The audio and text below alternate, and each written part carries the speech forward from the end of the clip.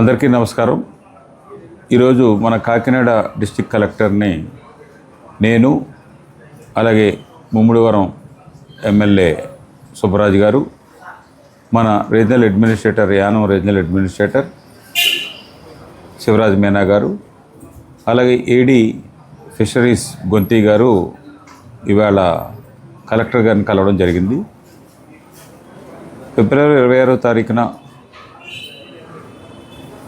Kakinada collector chairman గారు committee చైర్మన్గా వారి సమక్షంలో ఇంకొక 7 మెంబర్స్ 7 అనగా ఓఎన్జీసీ నుంచి 3, ఆంధ్రప్రదేశ్ ప్రభుత్వం నుంచి ముఖ్యంగా ఈస్ట్ గోదావరికి సంబంధించిన జాయింట్ కలెక్టర్ గారు, అలాగే డీడీ ఫిషరీస్, ఈఆర్ఓ నుంచి రీజనల్ అడ్మినిస్ట్రేటర్ అండ్ ఏడీ గారు కమిటీ మెంబర్స్ 26వ తారీఖున కూర్చోవడం జరిగింది.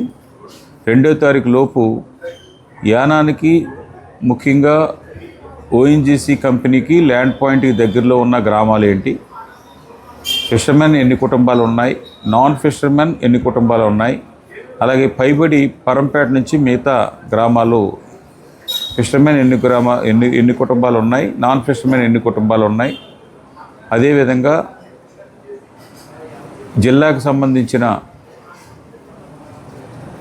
గ్రాంట్ దగ్గర నుంచి అలాగే గాడిమోగ పంచాయతీ, మిగిలిన ఇటు చూసినట్టయితే బైరాపాలెం, తీర్థాలమండు, శోభంతలంక, ఇది సరౌండింగ్ ఏరియాగా తీసుకుని మిగతా ఏరియాలో కూడా ఉండే ఫిషర్మెన్కి అలాగే నాన్ ఫిషర్మెన్కి కూడా ఏ విధంగా చేయాలన్న దాని మీద ముఖ్యంగా మన పాండిచేరి చీఫ్ మినిస్టర్ మన యానానికి సంబంధించి ఇది 4వ లెటరు. ఒకటి గవర్నమెంట్ ఆఫ్ ఇండియాకి సంబంధించిన పెట్రోలియం మినిస్టర్కి, అధికారులకి, అలాగే పాండిచేరికి నుంచి కాకినాడ కలెక్టర్ గారికి అలాగే ఓఎన్జీసీ ఈడీ గారికి ఇది 4వ లెటరు.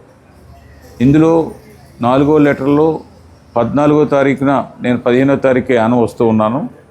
మీకు ఆల్రెడీ ముందు తెలియజేసిన లెటర్లో ఏ విధంగా యానం ప్రజలకి కావాలో అది ఫైనాన్షియల్ రూపంలోనూ అలాగే కొన్ని స్కీమ్స్ రూపంలోనూ డ్రిడ్జింగ్ కానీ ఇవన్నీ కూడా ఏ విధంగా చేయాలన్నది సీఎం గారు రిటర్న్గా సబ్మిట్ చేయడం జరిగింది.